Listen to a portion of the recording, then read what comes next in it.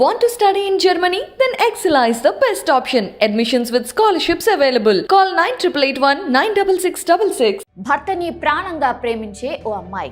భర్తకి కూడా ఆమె అంటే అపారమైన ప్రేమ. ఇద్దరు ఒకరిని విడిచి ఒకరు ఉండలేరు.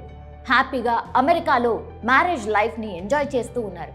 విదేశాల్లో ఉంటూ తల్లిదండ్రులు కూడా గుర్తుకు రానంత గొప్పగా అతడు ఆమెను చూసుకుంటున్నాడు.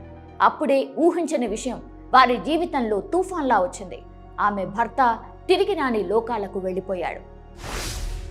Hi, welcome to I dream. ఏడాదిన్నర క్రితమే ఆమెకు పెళ్ళైంది. భర్త అమెరికాలో సాఫ్ట్వేర్ ఇంజనీర్. ఇద్దరు అక్కడే సెటిల్ అయ్యారు. ఒకరంటే ఒకరికి ఎంతో అన్యోన్యత ఏర్పడింది. ఆ చూడముచ్చటైన జంటను చూసి విధికి కన్ను కుట్టిందో ఏం. భర్తను హార్ట్అటాక్ రూపంలో ఈ లోకం నుంచి తీసుకువెళ్ళిపోయింది. తనకు జీవితాంతం తోడుంటానని భావించిన భర్త ఇక లేడు అన్న వార్తను ఆమె జీర్ణించుకోలేకపోయింది. అతడు లేని ఈ లోకంలో అనుక్షణం ఆమెకు నరకంలా అనిపించింది. ఆ వేదనను తట్టుకోలేక ఉరేసుకొని తనవు చాలించింది. హైదరాబాద్లో ఈ విషాద ఘటన వెలుగు చూసింది. 29 సంవత్సరాల సాహితీకి వనస్థలీపురంకి చెందిన మనోజ్ అనే సాఫ్ట్వేర్ ఉద్యోగితో వివాహం జరిగింది. పెళ్ళై ఏడాదిన్నర మాత్రమే అవుతోంది. వారిద్దరూ అమెరికాలో నివాసం ఉంటున్నారు. ఈ నెల 2న సాహితీ డీడీ కాలనీలో ఉండే తన తల్లిదండ్రులను చూడ్డానికి ఇండియాకొచ్చింది. అయితే మే 20న సాహితీ భర్త మనోజ్ అమెరికాలో హార్ట్ స్ట్రోక్తో హఠాత్ మరణం చెందాడు. అతడి మృతదేహం 23న ఇండియాకొచ్చింది. అష్టు నయనాల మధ్య 24వ తేదీన వనస్థలిపురంలో మనోజ్ అంత్యక్రియలు జరిగాయి.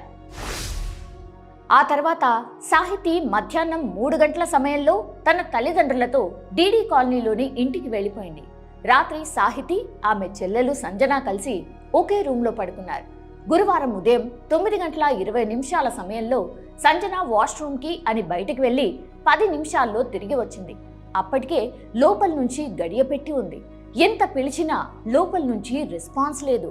అనుమానంతో తలుపు బద్దలు కొట్టి చూడగా చీరతో ఫ్యాన్కి ఉరేసుకుంది సాహితీ.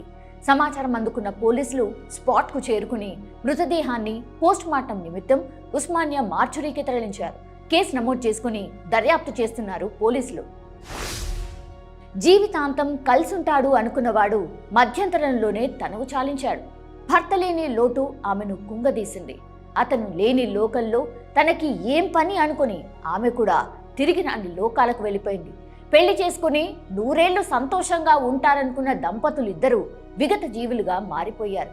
ఇది చూసిన వారి తల్లిదండ్రులు శోకసంద్రంలోకి మునిగిపోయారు. పిల్లల్ని తలుచుకుని కన్నీరు మున్నీరుగా విలపిస్తున్నారు. వారి కుటుంబానికి బలం చేకూరాలని మనము కోరుకుందాం.